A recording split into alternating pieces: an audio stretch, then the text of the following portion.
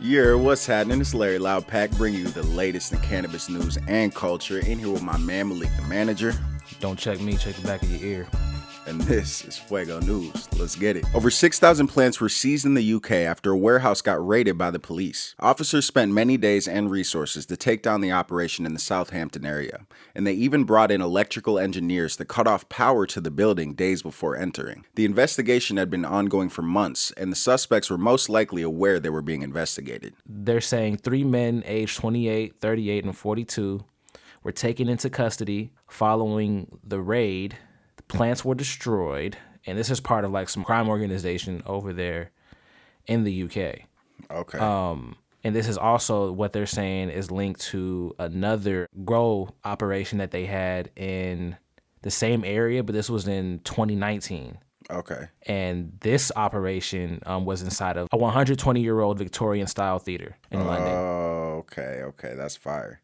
This other one was by a church. It was like behind a church in an alley cut. It's like tucked off. Okay. So we must have just found different articles. We're going to make it make sense because we just did it right there. Bow. We just had 2 raids in the UK. 2. I don't know how smart it was for them to go ahead and cut the power off ahead of time to the grow. And now they're like, oh, the feds just turned our power off. Let's leave. You know, somebody going to always jump the gun before they really know all the information. People that are supposed to keep us, I guess, safe. They'll blow it.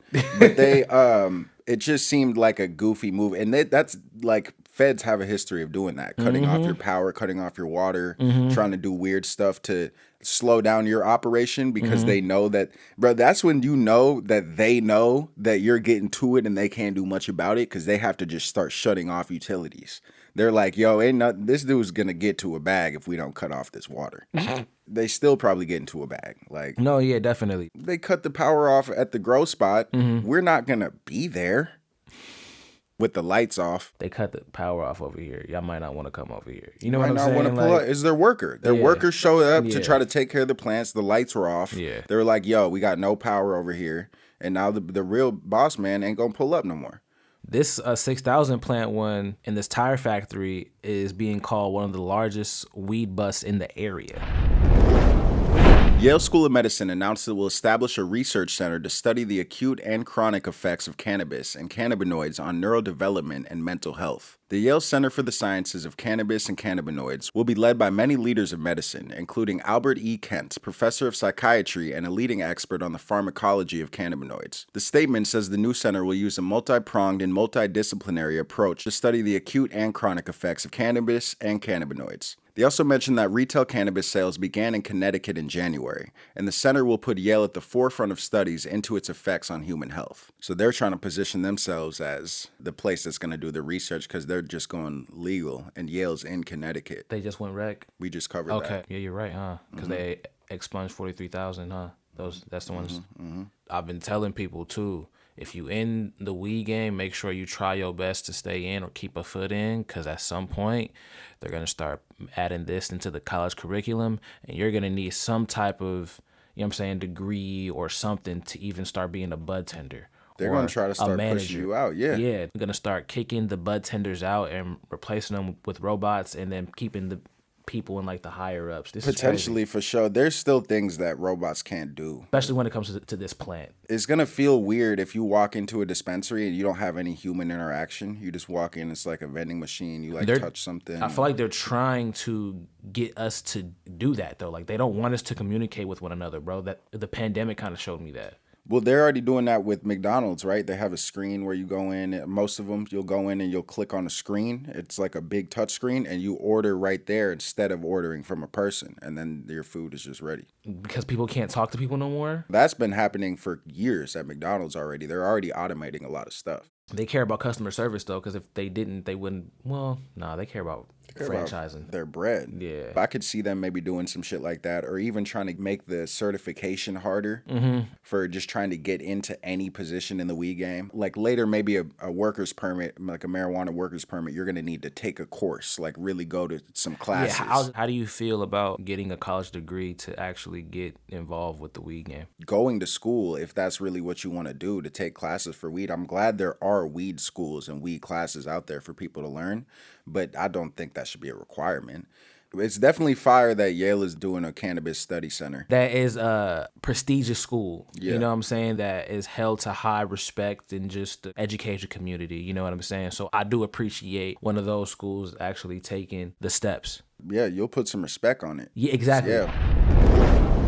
Authorities shut down an illegal distribution operation providing delivery of weed and edibles sent coast to coast via trackable orders from FedEx and UPS. Court documents claim that Dwight A. Singletary, Mackenzie Mary Alice Coles, and others shipped out thousands of kilograms of marijuana from a small shipping store called Fast Pack and Ship in Fresno, California, to locations throughout the United States, including the capital region of New York. The ATF, DEA, New York's local police, and many other enforcement agencies worked together to bring down the business. 24 people have been arrested in connection to the operation, and many are facing serious charges in the 99-count indictment, with some facing life in prison. 99 problems. Feds is the problem.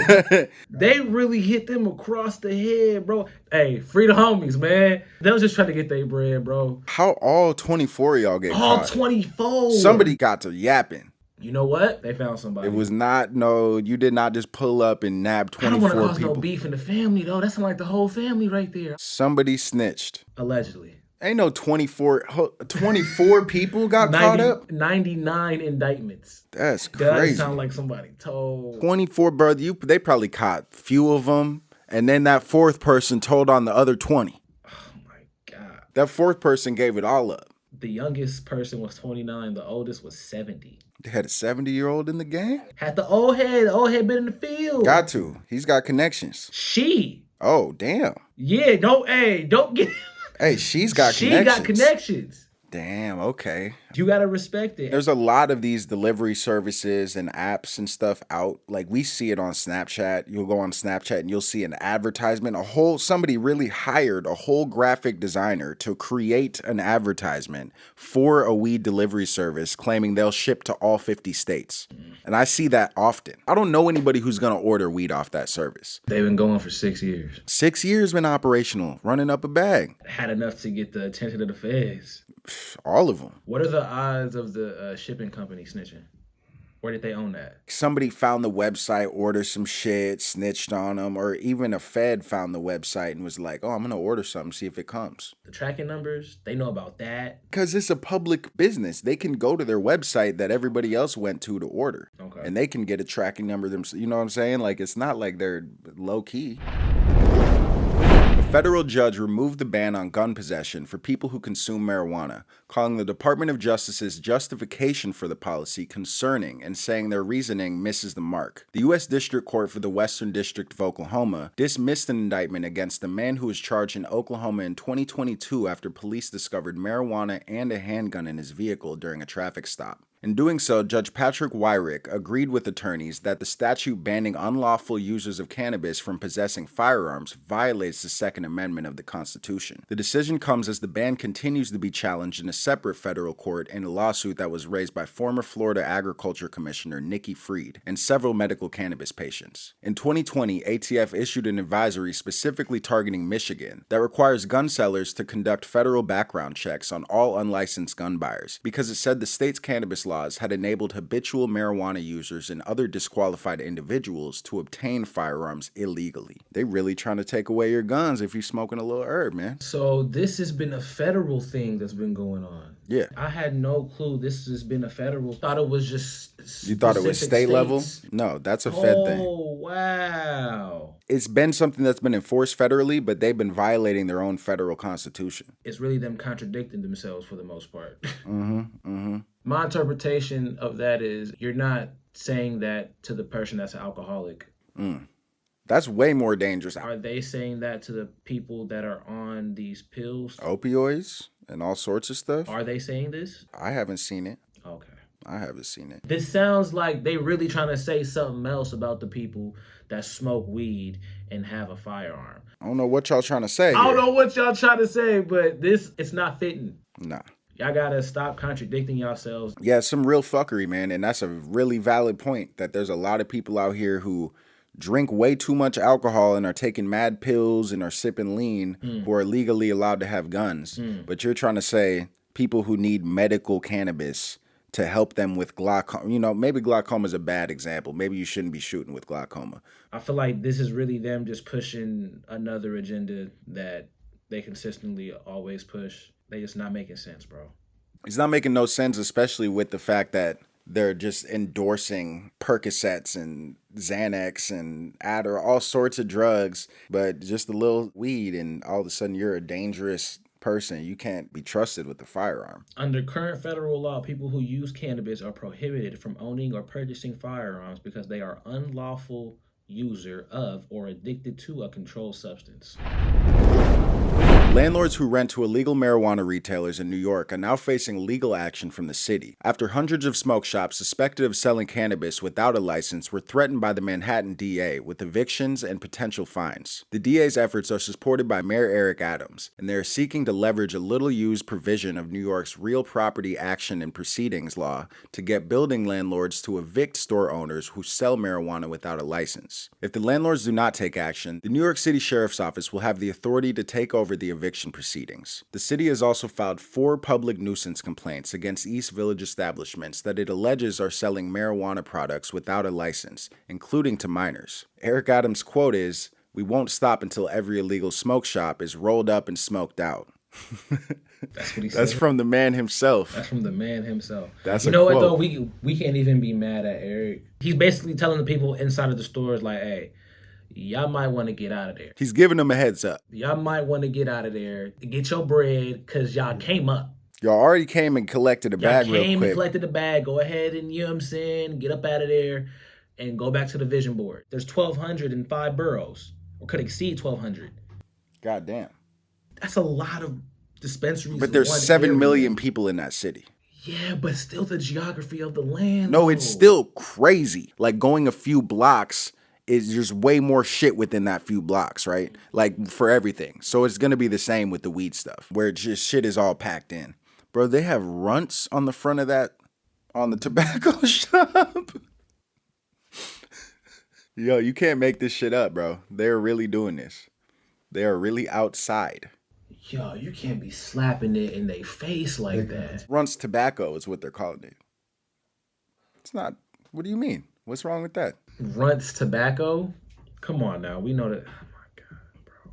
And then who's selling it to people under 21? A lot of smoke shops they're just not IDing people. And that's what honestly a lot of people are complaining about because New York is so tightly packed, like we were just saying, the schools are tightly packed into areas, right? So you have way higher likeliness to be in a close vicinity to a school.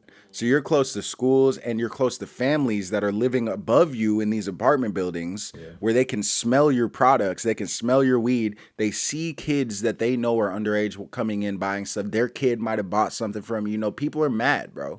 People who are sending their kids to school and their kids walking by an illegal shop that will sell their child cannabis without IDing them. That's kind of concerning. No, yeah, that's a fact. That's a fact. We already called this a month ago that we were saying they're going to go through and do a sweep and really try to get rid of all these illegal businesses. And this is when you play Future Feds to the sweep. They're literally telling you, take the bag. Get the bag and leave. Take the bag you just ran up over the last few months, and now it's our turn to get our bag. Don't fuck with our bag. Yeah.